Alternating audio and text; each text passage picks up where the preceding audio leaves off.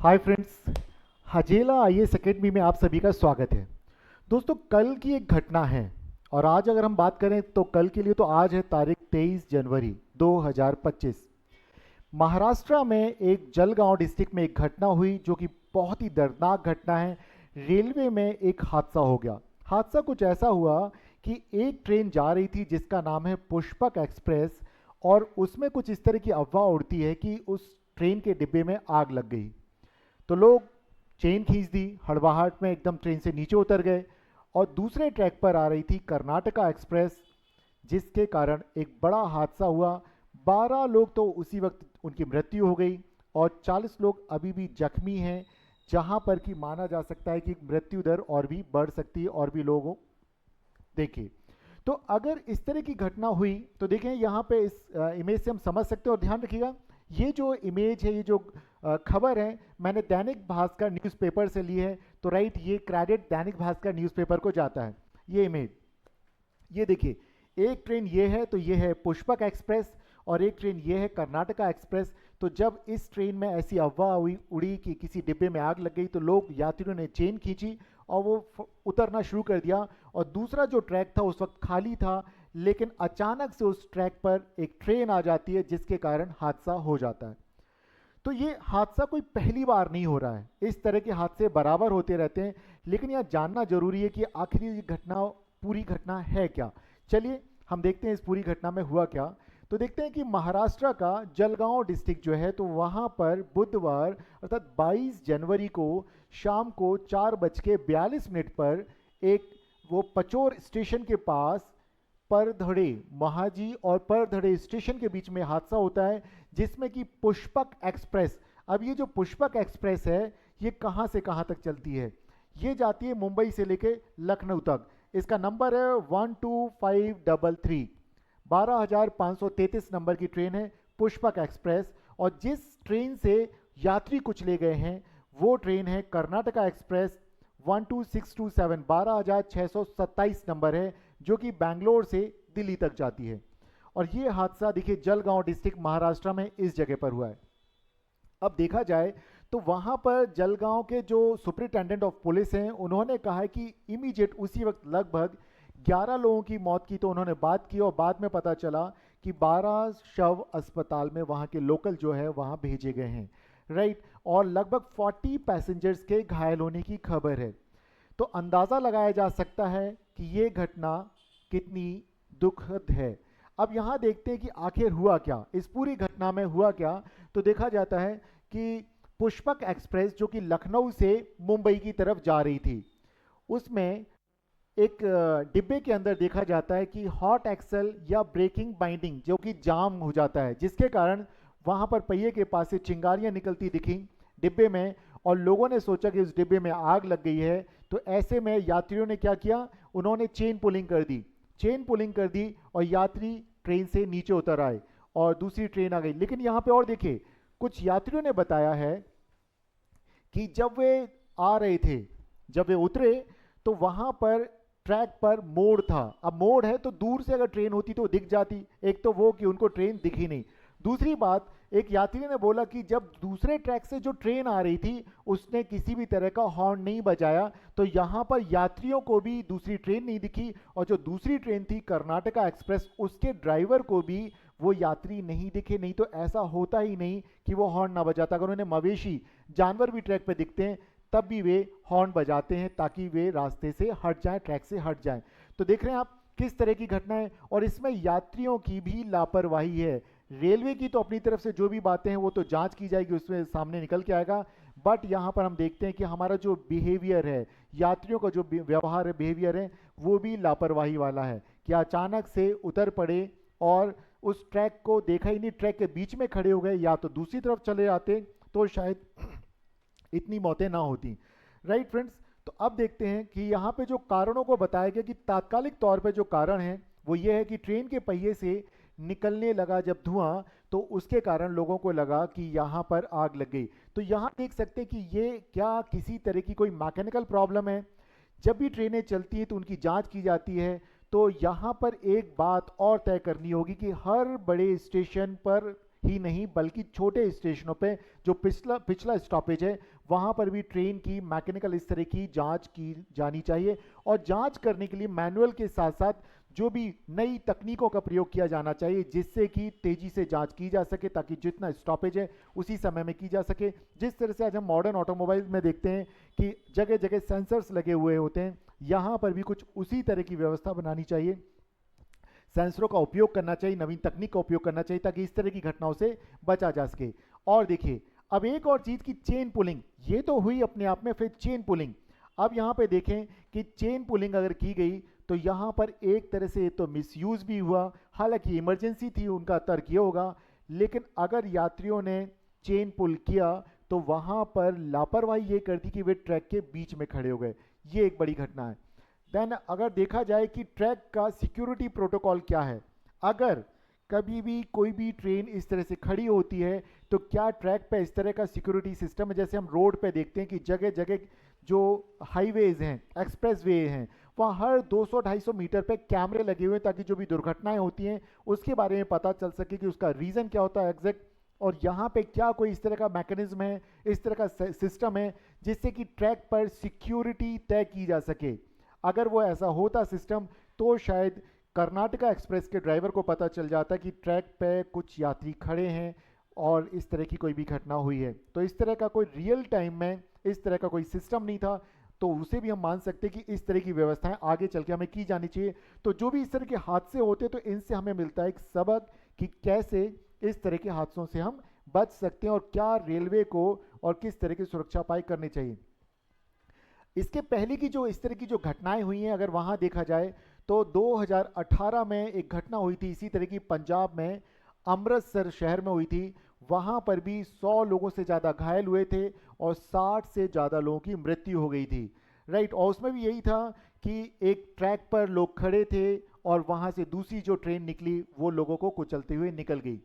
फिर दूसरी जो घटना है एक और कोविड के समय की, औरंगाबाद, महाराष्ट्र के औरंगाबाद डिस्ट्रिक्ट की है कि कुछ लोग ट्रैक पे जा रहे थे, रात का समय था और क्योंकि वो लोग पैदल जा रहे थे, दिल्ली से अपने अपने घरों को लौट रहे थे कोविड के समय में, उन मजदूरों को एक गुड्स ट्रेन या मालगाड़ी कुचलती हुई निकल गई। राइट, फिर एक घटना खुर्जा की है जो कि उत्तर प्रदेश का खुर्जा, वहाँ पर अक्टूबर 2021 की एक घटना है कि वहाँ पर एक ट्रेन में बिजली का स्पार्क हुआ जिससे कि यात्रियों को लगा कि वहाँ पे किसी तरह की आग लग गई है और वहाँ पर भी कई लोग इस अफरा तफरी में गिर गए और जिससे कि कई यात्रियों की जान चली गई और कई लोग गंभीर रूप से घायल हुए। तो यहाँ अगर हम देखें तो यहाँ पे ना केवल मानवीय लापरवाही है बल्कि रेलवे की तरफ से भी सिक्योरिटी प्रोटोकॉल का पूरी तरह से पालन ना करने के कारण इस तरह की घटनाएं होती हैं। अब यहाँ सवाल आता है कि आखिर ये घटना जो हुई है ये यूपीएससी या स्टेट सिविल सर्विसेज के अधिकारियों के चयन में किस तरह से आपको एक एक विकल्प देती है कि किस तरह से आपका एक सोचने का तरीका बनेगा। अगर आप किसी तरह का रेलवे सेफ्टी पे आप कोई आंसर लिखते हैं या आप कोई निबंध लिखते हैं या आपसे इंटरव्यू में सिचुएशन बेस्ड कोई क्वेश्चन पूछा जाता है कि अगर इस तरह की सिचुएशन होगी तो आप कैसे उनका सामना करेंगे। क्योंकि देखिए जब भी हम कभी देखते हैं तो आपदा, तो यहाँ पर ये एक तरह की आपदा है जिसे हम बोलते हैं मैन मेड डिजास्टर है। तो जब हमारे सिलेबस को हम देखते हैं तो वहाँ पर डिजास्टर मैनेजमेंट अर्थात आपदा प्रबंधन भी है। जैसे वर्तमान में आजकल कुंभ का मेला चल रहा है और वहाँ पे करोड़ों लोग उस कुंभ के मेले में आ रहे हैं, ऐसे में स्टैम्पेड या हम कहेंगे भगदड़ की समस्या होने की कई बार पहले घटनाएं हो चुकी हैं। तो उसको कैसे मैनेज किया जाता है, मंदिरों में किस तरह से स्टैम्पेड को मैनेज किया जाता है कि स्टैम्पेड की घटनाएं ना हो। तो यहाँ पर भी हमें इस तरह के सबक मिलते हैं कि अगर इस तरह के हादसे कहीं होते हैं तो तुरंत मौके पे कैसे मदद भेजी जा सके, किस तरह से जो हताहत उनकी संख्या कम करें, कैजुअलिटी मरने वालों की संख्या कैसे कम करें, मेडिकल सुविधाएं हम कैसे तत्काल उनको वहां तक दें, इन बातों को तय करा जाता है। तो राइट, अब हम यहाँ देखते हैं सवाल आता है एक और जो कि आपकी प्रारंभिक परीक्षा में भी इससे प्रश्न कई बार पूछे गए इस तरह के, और प्रश्न कुछ इस तरह का है। देखेंगे अगर इस खबर को, जो मैंने बताया कि दैनिक भास्कर के न्यूज़पेपर जो है, अखबार जो है, मैंने उससे इस खबर को लिया है आज, और यहाँ देखें तो यहाँ लिखा है जलगांव ट्रेन दुर्घटना की जांच की जाएगी किसके द्वारा, रेलवे सुरक्षा आयुक्त के द्वारा। अब सवाल आता है कि जो रेलवे सुरक्षा आयुक्त है या कमिश्नर ऑफ रेलवे सेफ्टी है, ये किस मंत्रालय के अंतर्गत आता है, कौन सी मिनिस्ट्री इसका प्रमुख होता है। तो ये रेलवे नहीं होता है बल्कि ये आता है किसके, मिनिस्ट्री ऑफ सिविल एविएशन, जिसे हम हिंदी में कहते हैं वायु, मतलब जिससे कि जो हवाई अड्डे वगैरह हैं, हवाई जहाज को मैनेज करती है वो सिविल एविएशन, राइट, वायु यातायात के लिए जो होता है वो करते हैं। अब यहाँ अगर कुछ और बातों को देखा जाए कि रेल के सुरक्षा के इंतजाम कौन देखता है, तो वहाँ पर रेलवे में देखा जाता है, एक तो होती है जीआरपी, राइट, और एक होती है आरपीएफ, रेलवे सुरक्षा बल, रेलवे प्रोटेक्शन फोर्स, राइट, और एक होती है जो कि गवर्नमेंट की होती है, जो कि स्टेट पुलिस की होती है, वो होती है जीआरपी, और रेलवे का होता है आरपीएफ। तो दो तरह के ऐसे बल हैं जो कि रेल में सुरक्षा की जिम्मेदारी जिनके ऊपर होती है वो देखते हैं। तो अगर यहाँ से किसी तरह का प्रश्न आता है कि रेलवे प्रोटेक्शन फोर्स किसके अंडर आता है, तो रेल मिनिस्ट्री के अंडर आता है, और जीआरपी की बात करेंगे तो स्टेट की पुलिस के अंडर आता है वो। और यहाँ पर आपको बताया कि रेलवे सुरक्षा आयुक्त, तो वो मिनिस्ट्री ऑफ सिविल एविएशन के अंडर आते हैं, राइट। तो ध्यान रखें। और यहाँ पर आपको एक इंफॉर्मेशन देना चाहूँगा कि अगर कभी भी आपको रेलवे में आप सफ़र कर रहे हैं, रेल में सुरक्षा से संबंधित कोई मुद्दा होता है, तो 182 पर आप डायल करके वहाँ से मदद ले सकते हैं, राइट फ्रेंड्स। तो इस बात का ध्यान रखिएगा।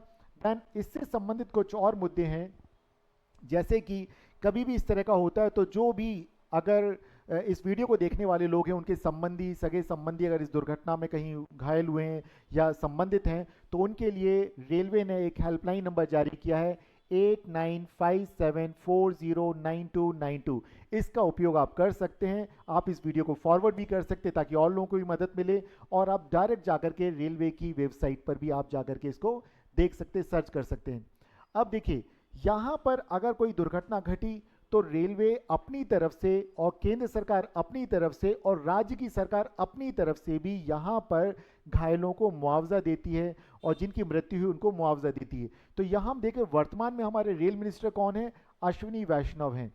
इन्होंने कहा कि घायलों को मदद दी जाएगी, और गंभीर रूप से जो घायल हैं उन्हें 50,000 दिया जाएगा, और जो मामूली रूप से घायल हैं उनको 5,000 की मदद की जाएगी। और यदि कोई व्यक्ति जिनकी की मृत्यु हो गई है उनको 1.5 लाख की मदद की जाएगी, राइट। इसके अलावा ये तो रेलवे ने घोषणा की अपनी तरफ से, और महाराष्ट्र की जो सरकार है, इन दिनों जो मुख्यमंत्री हैं देवेंद्र फडणवीस, ये दावोस में गए हुए एक मीटिंग में, बट उन्होंने वहाँ से ट्विटर किया, अपनी सरकार को बताया। तो यहाँ पर महाराष्ट्र सरकार ने भी यहाँ पे कहा है कि वो मरने वाले लोगों के परिवारों को 5 लाख रुपीस का कंपनसेशन देगी, वित्तीय सहायता देगी, और घायलों के इलाज का पूरा खर्च वहन करेगी। तो देखिए, सरकार की जिम्मेदारी होती है। यहाँ से हम दो बातें करेंगे।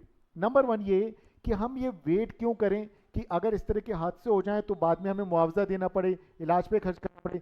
बेहतर है कि हम रेलवे के और भी ज़्यादा मॉडर्नाइजेशन पर काम करें, दुर्घटनाओं के जो कारण हैं उन्हें दूर करने पर काम करें, तो शायद इस तरह के मुआवजा वगैरह नहीं देना पड़ेगा। और दूसरी बात अगर हम करते कि अगर दुर्घटना घट जाती है तो ऐसे में ये सरकार की रिस्पॉन्सिबिलिटी होती है कि जो घायल हैं उनका इलाज कराया जाए, और जिनकी मृत्यु हुई उनके परिवार को कुछ वित्तीय सहयोग दिया जाए, जिससे कि जो उनकी क्षति हुई है उसको थोड़ा सा कम किया जा सके, उनकी उस वक्त मदद की जा सके। तो ये हमारी चेहरा, जो सरकार का मानवीय चेहरा होता है, जो कि हर सरकार इस तरह से करती है।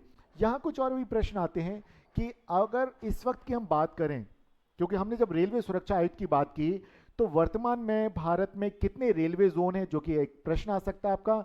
तो वर्तमान में अगर देखा जाए तो 19 रेलवे जोन हैं, और इनको 73 डिवीजन्स में डिवाइड किया है।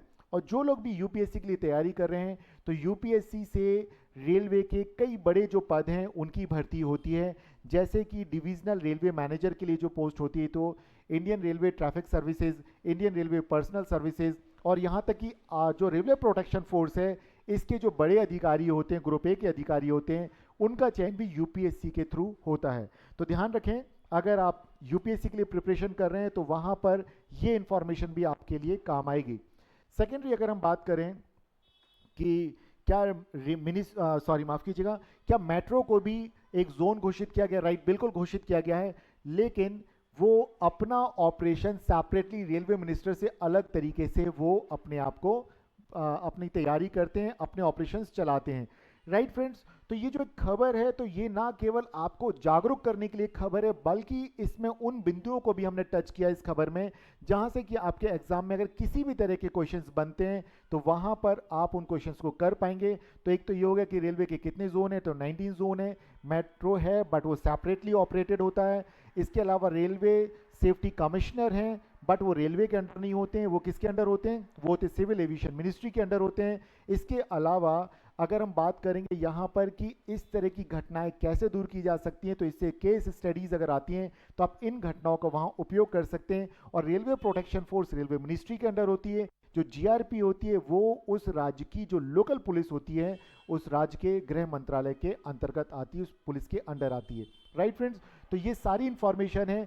और भी इससे रिलेटेड या पहले भी जितनी रेल में दुर्घटनाएं हुई, अलग अलग कमिटीज बनी, आखिरी जो कमेटी बनी थी विनोद राय कमेटी बनी थी, उसकी क्या रिकमेंडेशन है, तो मेरी कोशिश होगी कि आपको अगले वीडियो में रेलवे में दुर्घटनाओं का कारण क्या है, क्यों होती हैं, उनको दूर करने के लिए क्या किया गया, एंटी कोलिजन डिवाइस जो बनाई गई, कवच जिसका नाम रखा गया है, या और भी ऐसी कौन सी डिवाइसेज या सेफ्टी मेजर्स अपनाए गए हैं रेलवे में दुर्घटनाओं से बचाने के लिए, अगले वीडियो में हम उन पर चर्चा करेंगे। क्योंकि ये वीडियो फिर बहुत लंबा हो जाता, तो मुझे लगता है कि हम इसको यहीं समअप करते, यहीं खत्म करते हैं, और अगले वीडियो में और भी आपको इससे रिलेटेड, ताकि आप उनका इस्तेमाल अपने लिए कर सकें, दैनिक जीवन में भी जागरूकता के लिए, बल्कि आप अपने एग्जाम्स के लिए भी इस इंफॉर्मेशन का यूज़ कर सकते हैं।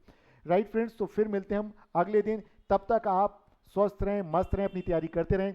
हजेला आईएएस एकेडमी आपकी इस सिविल सर्विसेज की यात्रा को और आसान बनाने के लिए यहाँ काम कर रहा है। राइट फ्रेंड्स, फिर मिलते हैं। नमस्कार।